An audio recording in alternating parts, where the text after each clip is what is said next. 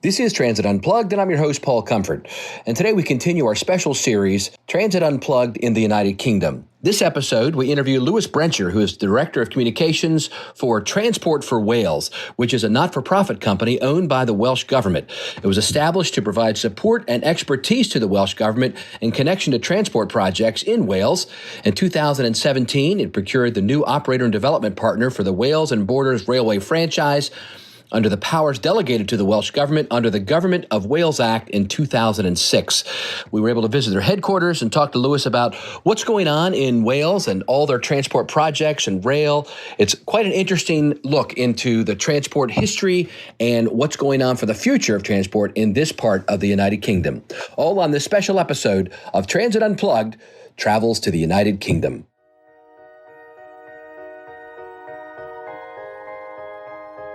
What does it mean to be a successful public transit agency? What are you doing to lead the way? It's time to learn from the top transit professionals in North America.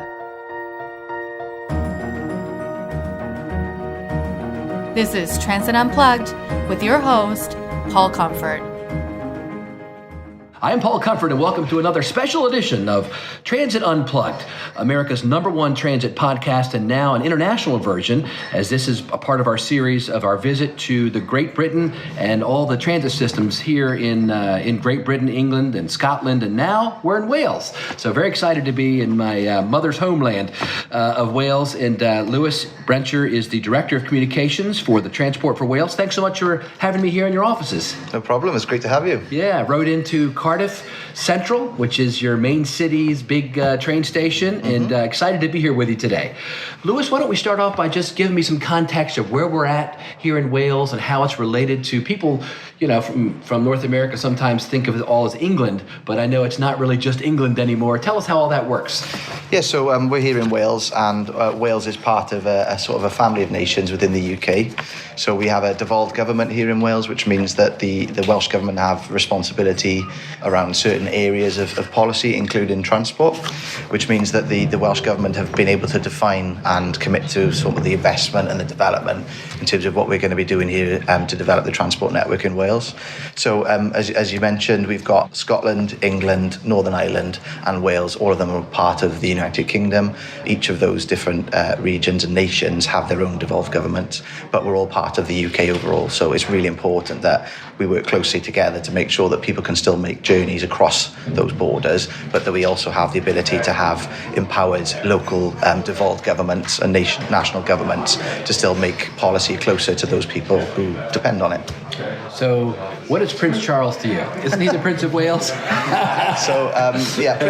Prince Charles is the Prince of Wales, and he's got a close affiliation with Wales. He went to university in Wales, and his official title links him to Wales. Yeah. But I think one of the things that is different in Wales is the relationship with some of the UK institutions. So you'll find that politics is very different in Wales. So you'll find that there's traditionally always been left-leaning governments in Wales. In England, it's a little bit more varied, and that's why you'll probably find that the policy in terms of transport is different in the UK or England as opposed to Wales. So the culture within Wales is very different, and you know we have our own language, which means that as you walk through Cardiff, which I'm sure you may have noticed, you'll see all of the signs are bilingual, with Welsh language appearing first. Can you tell me, like, could you say something like, thanks for having me on Transit Unplugged, or something like that in your language? I can say Croeso I Caerdydd, Croeso I Gymru.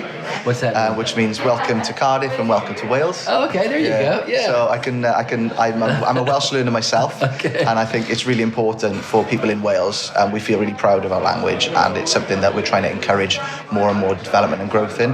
But it's really, really, really prominent across Wales, and we have the law in place that encourages public sector bodies and transport organisations to ensure that we provide equal opportunity for people to interact with us both in Welsh and English. So it's a cultural thing, but it's also a really important legislative requirement on us as well. So one more question just in general about how this works. You were telling me a minute ago, which I thought was interesting because I like government, about how you set up your assembly, and when did all that happen, by the way? When did you kind of become an officially devolved government?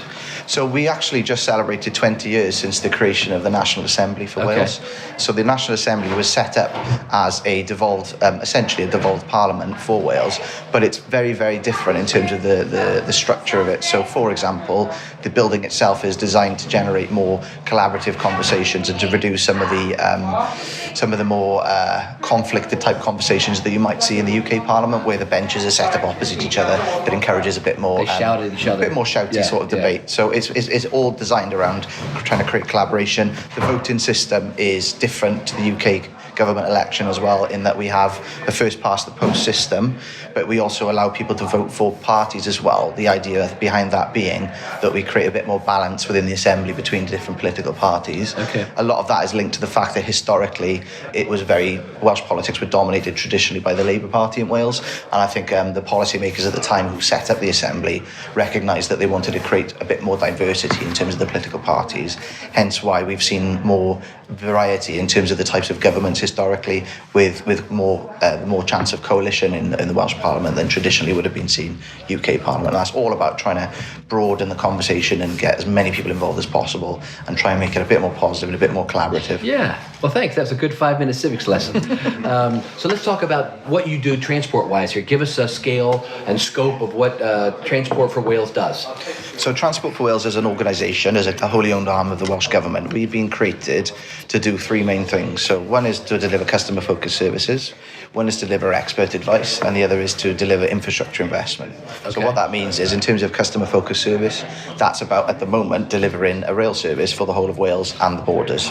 So in terms of the expert advice, this is about helping inform on policy. So we work closely with the Welsh Government to help provide advice to them for the policy that they develop. But it's also about working with local authorities, potentially the private sector as well, to make sure that we provide a really good evidence base for transport policies and the decisions that are made across Wales. So that looks like, for example, the creation of a transport model for South East Wales. A what model? A transport model. So this is a planning model that we can use to provide data and insight to those people that may want to invest in further infrastructure developments. And then the last element is around the infrastructure investment. So this is where we're going to be investing huge amounts of money in transforming the actual infrastructure that we operate to try and improve it, to make it a bit more of a modern service than we've previously been able to provide. So tell us about the actual services, rail, bus, and how all that works, how many people and how you outsource it or whatever. So in terms of the current responsibility for Transport for Wales, we recently procured a new rail service. So we've let a contract to Keolis Amy, who are a global expert in terms of transport, and they operate under the Transport for Wales brand. And what is the second part of that name? I'm friends with all the guys at Keolis, but what's the Amy? So Amy is the infrastructure arm of it, essentially, and Amy is a global organisation that they had like a consortium. They worked with this other company. Yeah, so it's a partnership that was created in order to be able. And the reason why the partnership was created was because we didn't just procure a traditional rail franchise as you would normally see in the UK. We procured for a rail franchise and an infrastructure maintainer. The idea being that we create a more vertical integration between who owns the tracks and who looks after the trains to try and generate some efficiency, but also try and improve some of the innovation to allow us to do a little bit more. So what that looks like, for example, is an element of our network, which is called the Core Valleys lines, will be changed from ownership from Network Rail, which is the current body that looks after all the track infrastructure across the UK, and is going to be transferred to the ownership of Transport for Wales, which is quite innovative for the UK. Hasn't really been done hasn't ever been done in terms of the current setup. And what that'll allow us to do is invest around 738 million in that section of track. Where are you getting that money from? So some of it is Welsh Government money. Some of it is what we call the City Deal, which is a combination of different local authorities pooling money. There's some European money in there, some European regional development funding, and a lot of it is also linked to some of the capital that we've committed to via Welsh Government as well. So there's various different funders that are involved in that. But in total, it adds up to nearly £1 billion worth of investment. That's neat. It's really exciting. And overall, over the entire 15-year period of the contract that we've tendered, we've worked out there's going to be about £5 billion worth of investment. So that's a huge commitment from the Welsh Government to really transform the transport network. For an area of how many people live in Wales? So we have around 3.5 million people in terms of population, and the geography of it is quite spread. So we operate all of the services across the whole of Wales, but also the English borders as well. Okay. So the majority of the population is generally around the southeast of Wales, but we've also got population, quite strong population centres around West Wales, but also along the North Wales coast and the Deeside area, which is the sort of border region between North East Wales and sort of Merseyside, Liverpool area. So one of the challenges that we've got as Transport for Wales is to make sure that all of the £5 billion that we're investing provides equal benefit or evenly distributed benefit across all of those different areas. Plus, we also need to think about how do we help support some of those more rural communities in parts of, say, mid Wales, where traditionally there hasn't been much transport infrastructure. So we've got quite a broad remit and quite a big challenge to make sure that we develop the whole of Wales rather than just those areas where the population is based. That's interesting. So tell us about the procurement process you use, which I thought was very interesting. You were telling me about it. So the model you're talking about of bringing a consortium in is one that in North America, a lot of cities are doing now. They want to see design, build, operate, and maintain for a longer term, 15 to 30 year contract, so that and even finance. Sometimes they have a finance piece of it so that this company or this consortium has skin in the game, as they say. But how you procured this was a little bit different, I think. So tell me about that. So the procurement process was probably one of the largest the Welsh Government have ever undertaken, and they set up Transport for Wales specifically for that purpose. And the way that we approached it was a little bit unique in that we used a concept called competitive dialogue, which I think is quite common in terms of certain markets, so IT procurement, for example, but it's not one that traditionally had been done in the UK in terms of transport previously. Essentially, what that means is you get all of the different bidders in a room together, you ask them to share their best ideas, and then you come up with a pool of options based on the best options amongst all the different bidders. And the way that we incentivized it was much more around quality than cost. So traditionally, contracts would be let around a remit or a specification, and bidders would be encouraged to bid against that specification with the best possible price. In Wales, we gave them what we call the funding envelope. So this was basically, we said, well, this is how much money we have to spend. Give us the best possible quality submission based along that funding envelope. And we incentivized them to not overbid. So we didn't encourage them, and we set up certain mechanisms within it to ensure that we didn't ask people to do too much within the funding envelope. And we actually incentivized them to bid as close to our projections in terms of revenue as possible, to try and make sure that we let a contract that was as stable as possible. And then you analyze that to make sure they weren't sandbagging, as we call it in the industry, which means offering you something that cost them $4 billion, but they're getting $5 billion from you. You figured out, you did like engineers' estimates and things like that? Oh, yeah. So we had a huge amount of people that we brought in to support us within the consultation. We had teams and teams of consultants. I think the actual process took around 2 years as well. So it was a hugely detailed process. We also did one of the largest public consultations that has ever been done in Wales as part of it as well. So So when you had these people sit in a room, are the competitor companies like saying out loud, here's what we will do, and so Keolis is listening to what Transdev is going to do, or what? There was quite a structure around it. So it was a very managed process. Okay, and I think most of the bidders, I think it's fair to say, were really, really positive in the way that they approached that, and we ended up with some really, really good quality bids. I think the fact that it was innovative meant that I think it's a real credit to those bidders that they were quite open-minded about coming with us on that, because it would have been quite unique in the transport industry in terms of the types of contracts they would have been used to bidding for in the UK. Yes. But no, it was a closely managed process that meant that... Because they're not going to share their secrets with each other. No, and I think... it would have been something that they would have been very conscious of, but I don't think it undermined our ability to end up with what we think was a really good deal. So you got a $5 billion 15-year, actually in American dollars, that's probably more like $7 billion because the American dollar is like $1.30 to £1, and you all use the British pound, right? Yeah, absolutely. Yeah. So let's talk about bus. Now we've talked about rail. What's happening in bus here in Wales?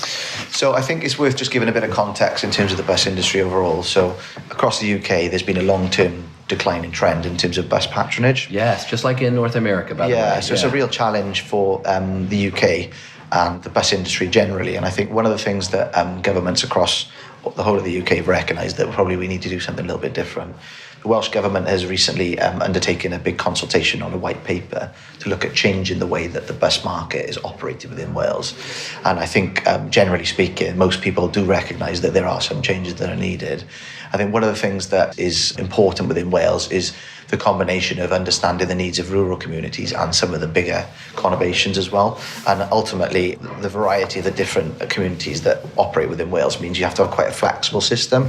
But the Welsh Government have done this big consultation. A lot of people have participated, particularly the bus industry, who have some really, really strong views on it. So we're hoping to get some outputs from that soon, which will allow us as Transport for Wales to help to deliver against some of those policy objectives that are set up by the Welsh Government. But the ultimate aim and objective is going to be around trying to increase in usage of bus, but also making sure that it's as integrated as possible with all of the things that we're doing on the rail side. I think it's worth noting that Transport for Wales is set up very much as an integrated multimodal organisation. So the remit that we have at the moment is not just on rail. We have responsibility for something called active travel. I'm not sure whether you guys would be aware of that concept, but there's a piece of legislation which has been implemented by the Welsh Government, which sets legal obligations on local authorities to try and encourage cycle routes, walking routes to integrate with public transport networks. And part of our role as Transport for Wales is to help develop those networks, work closely with local authorities that advise on it and help guide some of the policy development of that as well. So we don't just look at bus, we look at other modes as well. Cycling is really important, but also we'll have a role in terms of encouraging the integration. So a big challenge for the UK at the moment, not so much London, where I think it works really well, but certainly in Wales, there's a lot of work to do to make it as easy as possible to travel across different modes and to have that interchange between bus and rail in a way that is as seamless as possible. Yes. So again, that's part of our remit, and part of this white paper and this consultation will hopefully allow us to move more quickly on some of the areas. We do have some exciting commitments, so we have lots of smart ticketing schemes that we're developing. We're involved already in the renewal of the bus concessionary pass scheme, which is where funding is provided to local bus operators, private bus operators, to allow free travel for certain groups of people, so older people, people with access elderly, issues. people with disabilities. Yeah, absolutely. So a lot of that exists, but when when Transport for Wales becomes even more active in that area, then we'll see a real growth in terms of that intermodal sort of interchange and seamless travel. And your organization was set up just 3 years ago, so it's kind of you're still in a honeymoon phase, or if it was the brand new startup, and it's exciting. I haven't talked to anybody who has just started a new authority like this before. So how many employees do you have? What's your budget? That kind of stuff. Do you know? The number of employees has grown rapidly. So probably about 12 months ago, we had around about 8 full-time employees. We're at about 80 now. 80, okay, yeah. I think all of them have walked through this room since. Yeah, they've all been chatting, we've, at a rapid rate of expansion. I think one of the other things that we've done as part of the transfer from the previous operator to Transport for Wales Rail Services is we want to create a feeling of one family and one brand right across all our different delivery partners. Right. So we've just recently, in October, transitioned 2,500 people who used to work for the previous operator into Transport for Wales Rail Services.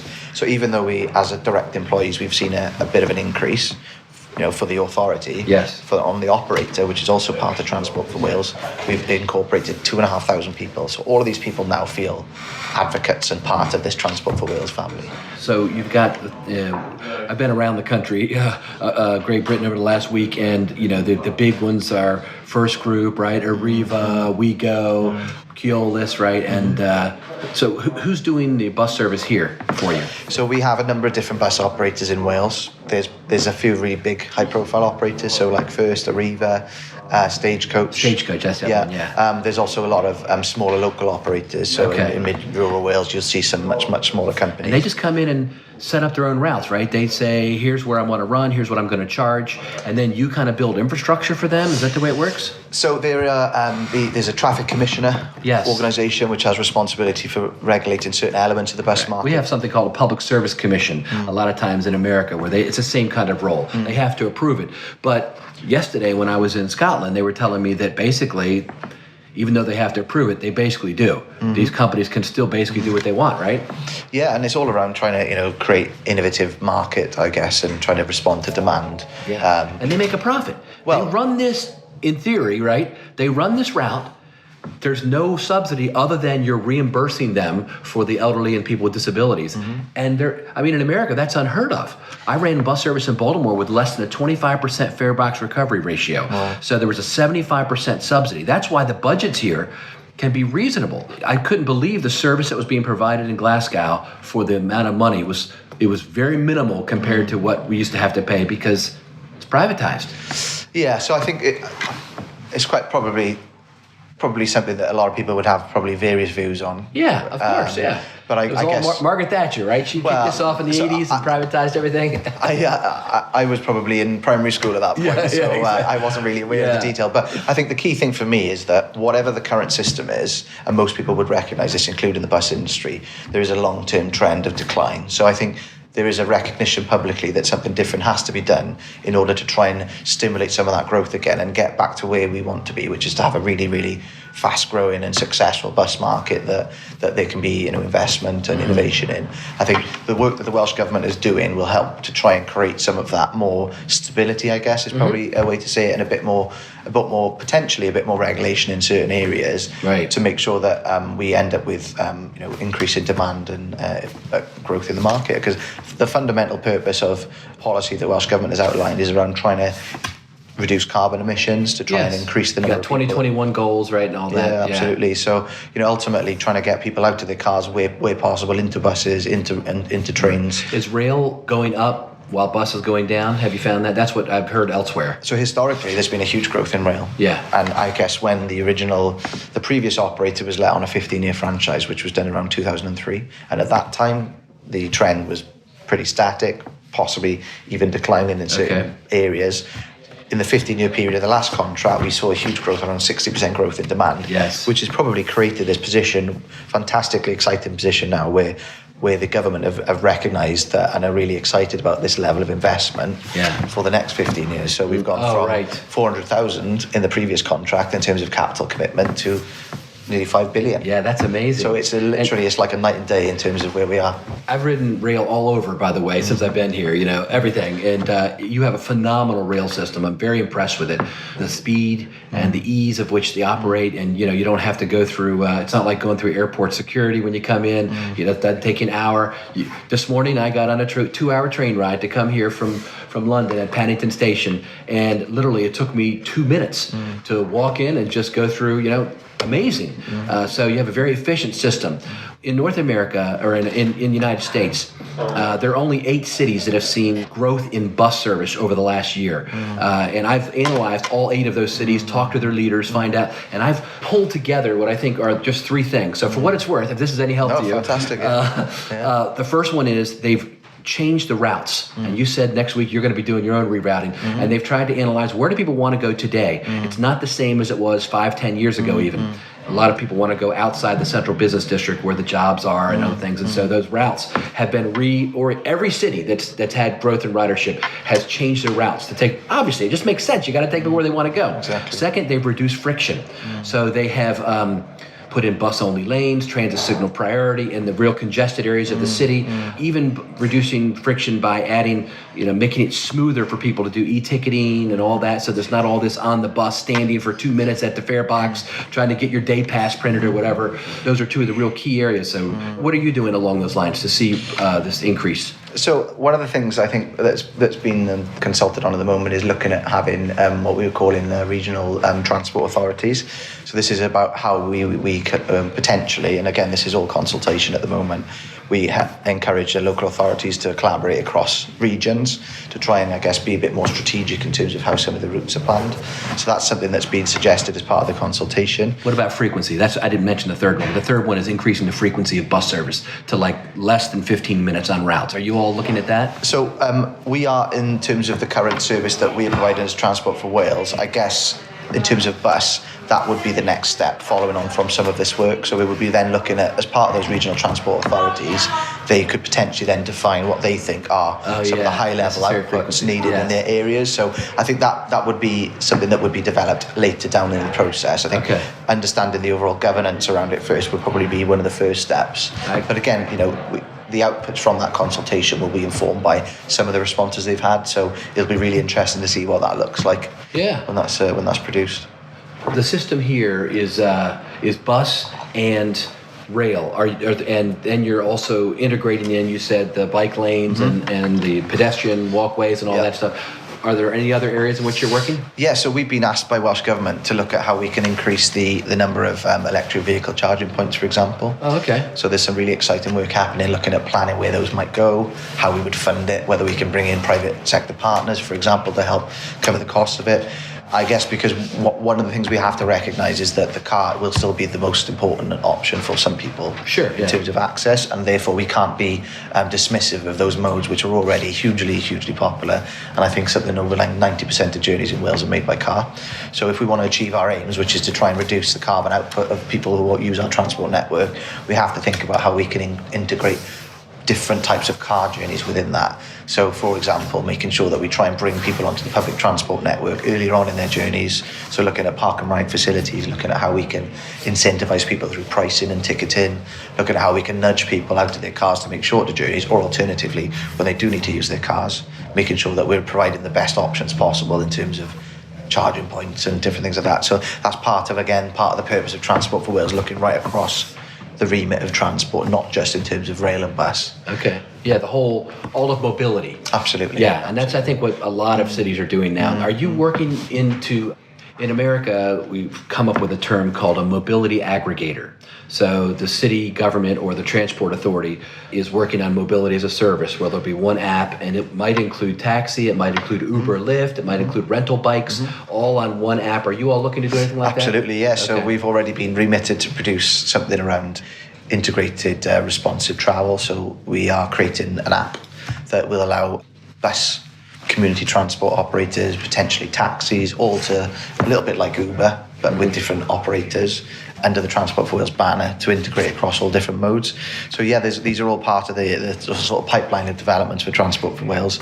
The technology piece is probably one of the most exciting areas, and I guess our opportunity as Transport for Wales is to sit above all of these different modes, all of these different operators, and try and pull them together into a way that makes it as seamless and as easy to access for consumers as possible.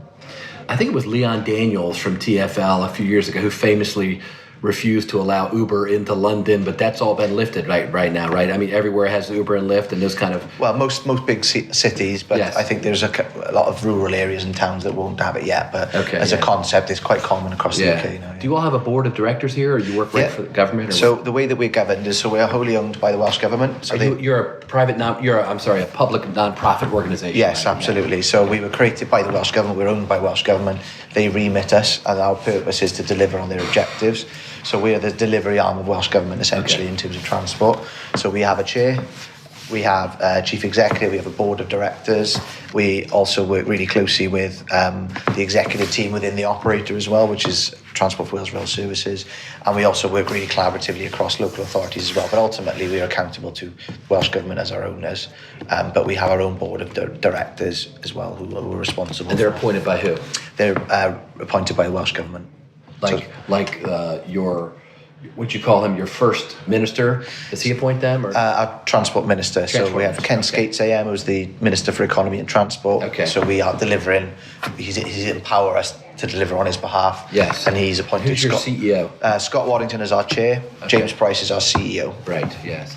Now, that's how you work internally. I guess to kind of externalize this, how do you work with your neighboring jurisdiction transit systems to make sure you have that interconnectivity you mentioned earlier? So there's a huge amount of work we do to work across different networks and to collaborate with other regions. So we work with Mersey Travel, for example. Part of the work we're launching on Monday with our new timetable to create a direct service between North Wales and Liverpool is as a result of partnership working with us and Mersey Travel.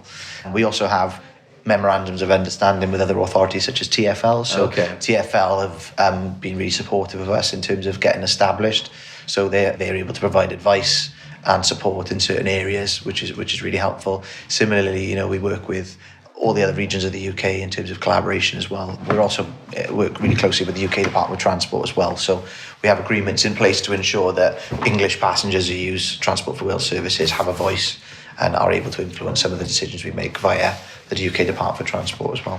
What about intermodal ticketing? So if I ride, can I ride a connected service with the same ticket, or is it just going to be on the app, or how is that working? So that's absolutely part of our plans. So we're 6 months in at the moment, and we're already piloting smart cards within 2 areas, so the south and the north of Wales. At the moment, they're only linked to rail, but the plan, which we've got committed within our grant agreements, is that we provide integrated ticketing.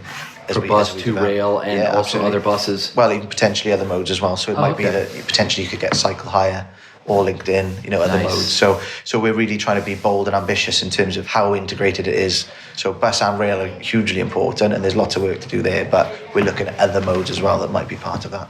That's good. Let's finish it out with what the future holds in general.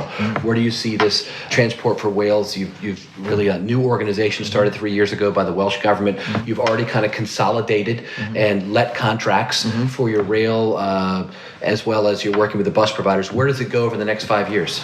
So the contract that we've let is for 15 years, and there's some hugely exciting ambition within that. But aside from that, I think the long-term ambition is that potentially our remit grows. So Welsh Government are currently considering giving us more responsibility around the road network, for example. They're looking at whether we have more responsibility around bus. They've already remitted us around active travel and around things like creation of transport models. So as we expand and as confidence grows in terms of us as an organisation, we will become more empowered to make changes and improve across all these other modes. But with the I guess a really ambitious and confident government supporting us as well. But I think the long-term ambition for Transport for Wales is a little bit like, I guess, TfL, where we become a sort of a respected and an integral part of the fabric of Welsh life, and that we become a brand that people are really proud of. So just in the way that you go to London, you see the Underground sign, it becomes intrinsically part of London. Yes. The T roundel, which is our iconic brand, we want that to become a real quality mark and a real part of the fabric of Welsh life, so that we become synonymous. So that's the long-term vision. Wonderful. Well, thank you for sharing it with us today, and we wish you the most success as you go forward. Thank you very much. You've been listening to Transit Unplugged, powered by Trapeze Group. To stay up to date, subscribe on iTunes or Google Play, or join the conversation at transitunplugged.com. Thanks for listening.